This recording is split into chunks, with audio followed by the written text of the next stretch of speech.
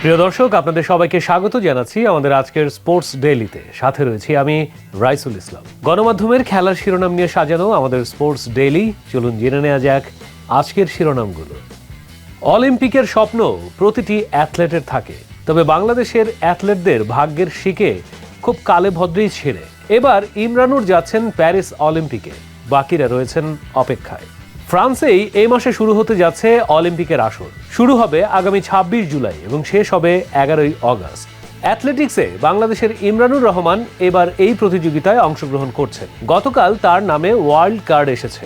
এই মুহূর্তে ইমরানুর অবস্থান করছেন ইংল্যান্ডে, সেখানেই তার প্রস্তুতি চলছে। সেখান থেকে সরাসরি তিনি অংশগ্রহণ করবে এবারকার অলিম্পিকে। এদিকে আজকের কোপা আমেরিকার লিগ পর্যায়ের খেলায় কলম্বিয়ার সঙ্গে ড্র করে ব্রাজিল পৌঁছে গেছে কোয়ার্টার ফাইনালে, তবে সেখানে তাদের জন্য অপেক্ষা করছে মাইটি উরুগুয়ে। এবারের উরুগুয়ের পারফরমেন্স অনেকটাই এগিয়ে ব্রাজিল থেকে, তাই ধারণা করা হচ্ছে ব্রাজিলের জন্য কোয়ার্টার ফাইনালটা হবে জীবন মরণ এক লড়াই। আজকের খেলায় কলম্বিয়ার সঙ্গে ১-১ গোলে ড্র হয়েছে। দুটো গোলই হয়েছে প্রথমার্ধে। প্রথমার্ধের ১২ মিনিটের সময় ব্রাজিলের রাফিনিয়ার এক দুর্দান্ত ফ্রি কিকে ১-০ গোলের ব্যবধানে এগিয়ে যায় ব্রাজিল। আর প্রথমার্ধের যোগ করা সময়ে সেই গোলটা পরিশোধ করে কলম্বিয়ার দানিয়েল মুনোজ। পরবর্তীতে খেলা আক্রমণ পাল্টা আক্রমণে বারবার জমে উঠলেও শেষ পর্যন্ত আর কোনো গোলের দেখা পায়নি দুই দলই, যার ফলে কলম্বিয়া এবং ব্রাজিল দুই দলই চলে গেছে কোয়ার্টার ফাইনালে। এদিকে কোপা আমেরিকার কোয়ার্টার ফাইনালকে সামনে রেখে অনুশীলনে শুরু করেছে আর্জেন্টিনা এবং অনুশীলনে ফিরেছে Argentine sensation Lionel Messi. Coach Scaloni বলেছেন, শেষ মুহূর্ত পর্যন্ত তারা মেসির জন্য অপেক্ষা করবে। চোট আক্রান্ত মেসি লিগ পর্যায়ের শেষ ম্যাচটি খেলেননি, বেঞ্চে বসেই তার সময় কেটেছে। আগের ম্যাচে ৯০ মিনিট খেললেও তাকে খুব একটা স্বাচ্ছন্দ্য বোধ করছেন এমনটা দেখা যায়নি। অবশ্য খেলা শেষে মেসি বলেছেন, এটা তেমন কিছু নয়, হালকা একটু পেশির টান। তবে কোনো ধরনের ঝুঁকি নিতে চায়নি আর্জেন্টাইন কোচ লিওনেল স্কালোনি। এদিকে কোয়ার্টার ফাইনালে মেসিকে পাওয়া নিয়ে আশঙ্কার মেঘ যেন আরও ঘন হয়ে চলছে।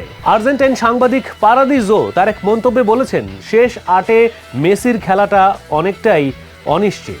হঠাৎই লঙ্কান প্রিমিয়ার লিগে শরীফুল বাংলাদেশের পেস আক্রমণকে যিনি একা কাঁধে করে নিয়ে গিয়েছিলেন বিশ্বকাপে, তবে সেখানে এক ইনজুরিতে পুরো বিশ্বকাপই তার মাটি হয়ে যায়। ইনজুরি থেকে ফিরে সে আর সুযোগ পায়নি বিশ্বকাপের কোনো ম্যাচ খেলার। তবে সেই শরীফুলই হঠাৎ করে লঙ্কান প্রিমিয়ার লিগে ডাক পেয়েছেন। এর আগে আরও ৩ ক্রিকেটার পৌঁছেছেন লঙ্কাতে, যার মধ্যে রয়েছেন তাসকিন, হৃদয় এবং মুস্তাফিজ। এবার চতুর্থ খেলোয়াড় হিসেবে লঙ্কান প্রিমিয়ার লিগে ডাক পেলেন শরীফুল। প্রিয় দর্শক, এই ছিল আমাদের আজকের স্পোর্টস ডেইলি। সময় হয়ে গেছে বিদায় নেয়ার, তবে বিদায় নেয়ার আগে আপনাদের জন্য রয়েছে পিক অফ দ্য ডে। ঘুম। একটি মানুষের সুস্থভাবে জীবনযাপন করার জন্য ৬ থেকে ৮ ঘন্টা নিবিড় ঘুম প্রয়োজন। তবে অ্যাথলেটরা অনেক সময়ই খুব একটা সময় পান না এই ঘুমে, যার ফলে অনেক ঝক্কি ঝামেলা পোহাতে হয় তাদের। আর সেই অ্যাথলেট যদি হয় ক্রিকেটার, তাহলে তো কথাই নেই। তার কারণ টি-20-র এই যুগে আজ হিল্লি তো কাল দিল্লি, আজ ঢাকা তো কাল শ্রীলঙ্কা, এই দৌড় তো রয়েছেই। এই সকল কারণে ক্রিকেটারদের ঘুমে ব্যাঘাত ঘটে।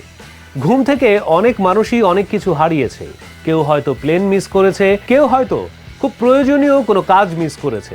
এবার সেই মিসের পাল্লায় যুক্ত হয়েছে আমাদের তাসকিন। ঘুমের জন্য তিনি বিশ্বকাপের একটি গুরুত্বপূর্ণ ম্যাচ মিস করেছেন, যদিও তিনি ক্ষমা চেয়েছিলেন তার সতীর্থদের কাছে। তবে তাসকিনের এই ঘুম কাণ্ডে এখন দেশের ক্রীড়া মহলের ঘুম হারাম। তোলপাড় চলছে তাসকিনের এই ঘুম কাণ্ড নিয়ে। চলুন জেনে আসি বিস্তারিত। তাসকিনের ঘুমকাণ্ডে এখন তোলপাড় বাংলাদেশ ক্রিকেট পাড়া, আর এবার সেই ব্যাপারেই মুখ খুললেন সাকিব আল হাসান। নরমালি বাস কখনোই ওয়েট করে না। টি-20 বিশ্বকাপে ভারত ম্যাচের আগে দেরি করে মাঠে এসেছিলেন তাসকিন আহমেদ। বিসিবিও তার দেরির বিষয়টি স্বীকার করেছে। সংবাদ মাধ্যমে এসেছে দেরির কারণ তাসকিনের ঘুম। সময় মতো ঘুম ভাঙেনি তার। যদিও সাকিব জানিয়েছেন, তাসকিনের দেরির ব্যাখ্যা দিতে গিয়ে বোর্ডের থেকেও অমনটাই বলা হয়েছে।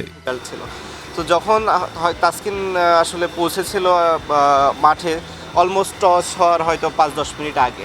যুক্তরাষ্ট্রের টি-20 লিগ খেলতে দেশ ছাড়ার আগে সাকিব বলেন, জানি না কি কারণে দলের খবর বাইরে এসেছে, হয়তো তাসকিনের না খেলার ব্যাখ্যা দিতে গিয়েই হয়েছে। কারণ সে দলের সহ অধিনায়ক, বলতে গেলে অটো চয়েস।